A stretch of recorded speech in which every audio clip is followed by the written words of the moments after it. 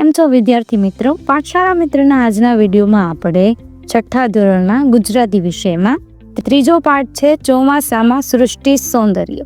તેના સ્વાધ્યાયની સમજૂતી આ વિડીયોમાં આપણે મેળવીએ.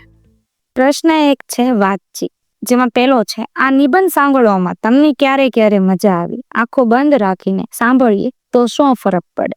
નિબંધનું શીર્ષક ચોમાસામાં સૃષ્ટિ સૌંદર્ય સાંભળીને સૃષ્ટિ વિશે જાણવાનો કૌતુક ભાવ જાગ્યો. મેઘનું સ્વાગત કરતા ડેટકા, તમરાને પંખી, રેતના રંગીન કાકરા, નીતરિયા પાણીમાં માછલા, પીળા ફૂલો ને નચાવતા નદીના પાણી, પાણીમાં તરતી કાગળની હોડીઓ, ડેટકાઓનું ડ્રાવ ડ્રાવ ડ્રાવ, બત્તી સાથે અથડાતા ફૂલડા, પાંખાળા મકોડા, શક્કરખોરો અને રંગોની મિજલસ કરાવતો મેઘધનુષ. આ સઘળું સાંભળીને મજા આવી ગઈ. આંખો બંધ રાખીને સાંભળવામાં આનંદ આવ્યો. વર્ષા ઋતુમાં જાણે ફરવા નીકળ્યા હોય તેવો સુખદ અનુભવ થયો. ત્યાર પછી બીજું છે વીજળી કેમ થતી છે? તમારા વિજ્ઞાનના શિક્ષકને પૂછીને કહેજો. વૈજ્ઞાનિક દ્રષ્ટિકોણ પ્રમાણે આકાશમાં જ્યારે ધન અને ઋણ વીજભારિત વાદળા એકબીજા સાથે ટકરાય ત્યારે તેજસ્વી પ્રકાશનો લીસોટો તથા અવાજ ઉત્પન્ન થતા વીજળી થતી હશે એમ કહી શકાય. ત્રીજું છે આપણે વરસાદ ગાજે છે એમ કહીએ છીએ ત્યારે ખરેખર શું થઈ રહ્યું હોય છે? આપણે વરસાદ ગાજે છે એમ કહીએ છીએ ત્યારે ખરેખર આકાશમાં વેગ સાથે જળ ભરેલા વાદળા ટકરાય છે, વિદ્યુત ભાર સાથે ગડગડાટ થાય છે, જેથી જાણે વરસાદ ગાજે છે એવું લાગે છે. ચોથો છે એવા ક્યાં જંતુઓ જીવો છે જે તમને ચોમાસામાં જોવા મળે છે? તો કે નાના મોટા ફૂદા, પાંખોવાળા મકોડા, અળસિયા, તીતી ઘોડા, ભરવાડ જેવા જીવ જંતુઓ મોટા ભાગે અલ્પજીવી હોય છે ને ચોમાસામાં જોવા મળે છે. આ ઉપરાંત ડેટકાઓ પણ ચોમાસામાં જ વધારે છે એ જોવા મળે છે.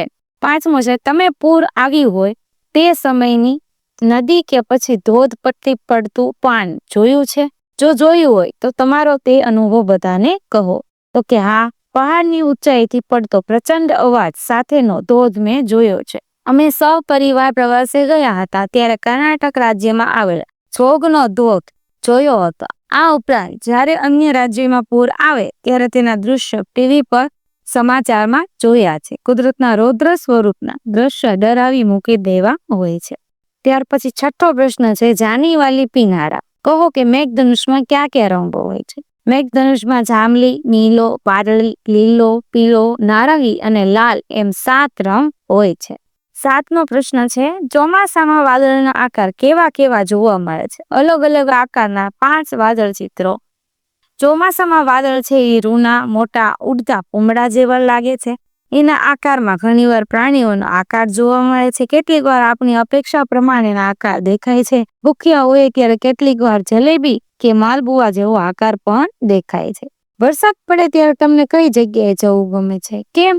તો કે વરસાદ પડે ત્યારે મારું મન ઘરની બહાર જવા તલપાપડ થઈ ઉઠે છે. ક્યારેક તળાવ કિનારે પાણીમાં પડતા વરસાદને જોવા, ક્યારેક નદી કિનારે, તો ક્યારેક નાના ભૂલકા સાથે હોડી રમવા. વરસાદથી શાંત થયેલી લીલી ધરતી જોવા ઊંચા પહાડોમાં જવું ગમે છે. પ્રશ્ન 2 છે આપેલા એક શબ્દ સમૂહ વાંચો, તેને લાગુ પડતા વિભાગમાં લખી વર્ગીકૃત કરો. તો પેલું છે ચોમાસાને લગતા, એમાં આવશે જળગર્જના, પૂર, મેઘ, ઇન્દ્રધનુષ, મેઘધનુષ. બીજું છે ચોમાસું જીવો, ડેટકા, હાનખજૂરા, વીછી, ફૂલડા, પાંખાળા મકોડા. જગ્યા કે વસ્તુની વિશેષતા દર્શાવતા લીલું, તીણું, ઝીણું, આમ તેમ, આજુબાજુ, સહજ, ધોળું, કાળું, સરસર, ઝાંઝરું, તળિયું, તપખીરિયું, મોટું, નાનું, લીમડો, ચોખ્ખું, આખું, હમણાં, જાડું, પીપર, ઊંચું નીચું, રંગબેરંગી. ત્યાર પછી ચોથું છે નદીને લગતા કહેવા. તો કે જળ, પૂર, રેતી, કાકરા, માછલા, વહેતું, છીપલા, શંખલા, ભેખડ, કાંઠો,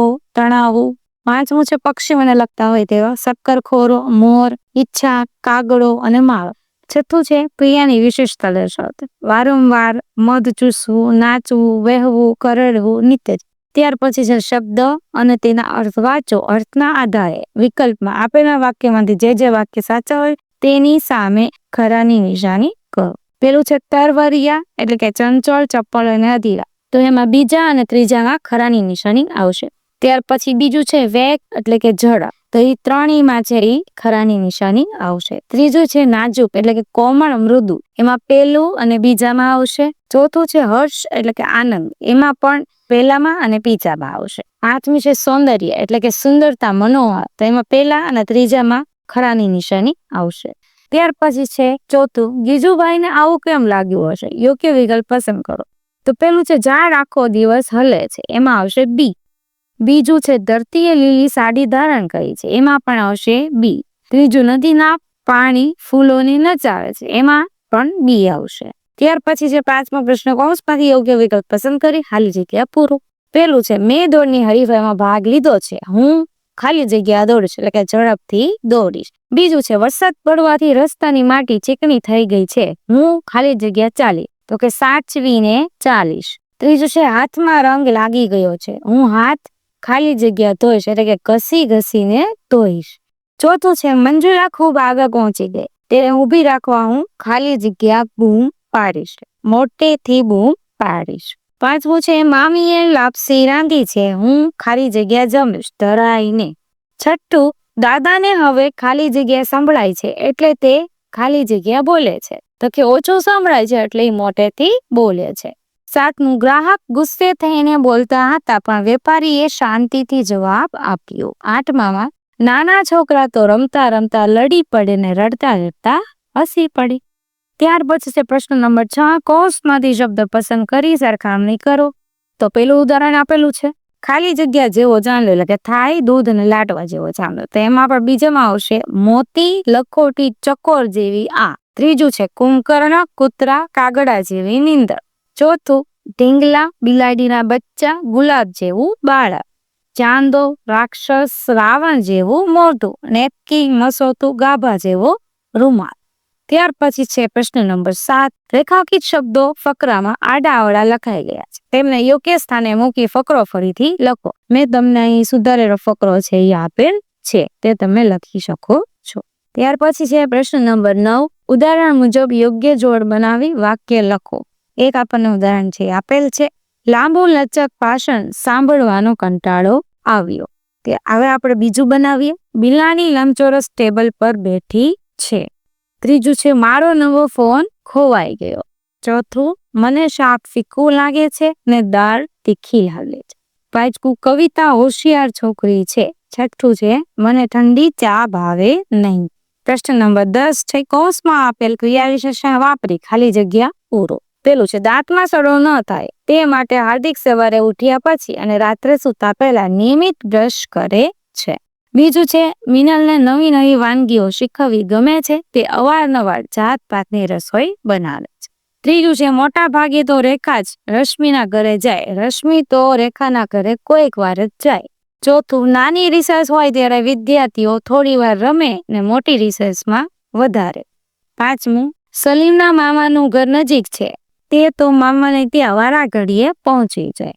ત્યાર પછી છે પ્રશ્ન નંબર 11, અહીં નામ વિશેષતા અને ક્રિયા વિશેષતાની જોડ આપી છે, તેવી બીજી જોડ ઉમેરોનું ઉદાહરણ પ્રમાણે વાક્ય બનાવો. મેં અહીં તમને બીજી જોડ છે એ ઉદાહરણ પ્રમાણે આપેલ છે. જેમ કે નામ છે પાણી, વિશેષતા અહીં થશે થોડું. કૂતરો તો કે કાયો, શાક ફીકું, છોકરો ઊંચો, કેરી પાકી, દૂધ ઠંડુ. બીજું જોઈએ તો ચાલવું તો કે વિશેષતા અહીં શું છે ધીમે ધીમે, હલવું આમ તેમ, ધ્રુજવું ચરચર, મરવું ટપોટપ, બોલવું ખોખારીને, આવવું હળવે હળવે. તેના વાક્યો જે છે એ અહીંયા નીચે મુજબ દર્શાવેલ છે, જે તમે વિડીયો પોઝ કરીને લખી શકો છો.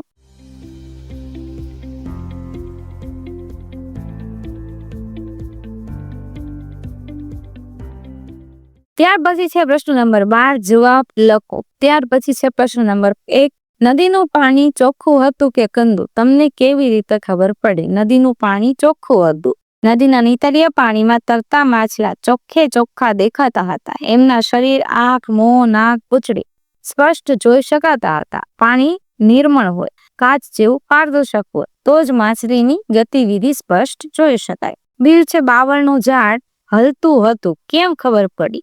તો કે બાવળનું ઝાડ છે ખરેખર હલતું ન હતું, પણ એ ઝાડનો પડછાયો નદીના પાણીમાં પડતો હતો. નદીના વહેતા પાણીથી બનતા તરંગોથી પ્રતિબિંબ પાણીમાં હલતું હતું. ત્રીજું છે કાગળની હોડી બનાવનારા નિશાળિયા જ ભસે, એમ ગીજુભાઈને કેમ લાગ્યું હશે? હોડીઓ કાગળની છે, કાગળ નોટબુકનો કે ચોપડીનો હોય, સ્વાભાવિક છે કે એ નકામા પાનામાંથી નિશાળિયાઓએ હોડી બનાવી વહેતા પાણીમાં તબદી મૂકી હોય. એથી ગીજુભાઈને લાગ્યું હશે કે કાગળની હોડી બનાવનાર નિશાળિયા જ હશે. ત્યાર પછી ચોથું છે શક્કરખોરો પક્ષીનું 2-3 વાક્યમાં વર્ણન કરો. શક્કરખોરો લાંબી અને પાતળી ચાંચ ધરાવતું પક્ષી છે. એની પીળા રંગની છાતીમાં વચ્ચે કાળો લાંબો પટ્ટો હોય છે. મોટે ભાગે તે થોર, કરેન, ફૂલઝાડ કે વેલ પાસે ઉડતું હોય છે ને ફૂલોમાંથી રસ છે એ ચૂસતું હોય છે. ત્યાર પછી 5મો પ્રશ્ન છે ગીજુભાઈ બાળકોને શી સલાહ આપે છે? ગીજુભાઈ બાળકોને સલાહ આપે છે કે કુદરતી મેઘધનુષના સૌંદર્યને ધરાઈને જોઈ લો. સૌંદર્ય દર્શનનો ઉત્સવ મનાવો. કૂદો, ખેલો, બસ ખેલો, ખેલો ને ખેલો. કપડાં કાઢી વરસાદની નદીઓ પર પુલ બાંધો. ખુશીથી સરોવરોને પર્વતો બનાવો. પાણીમાં તેલ નાખી રંગોની મેજલસ કરો તથા અનેક અખતરાનો અનુભવ કરો. ચોમાસું આવ્યું હોવાથી નિશાળના અને ઘરના બારણા ખુલ્લા મૂકો તથા કુદરતમાં ખેલવા નીકળે.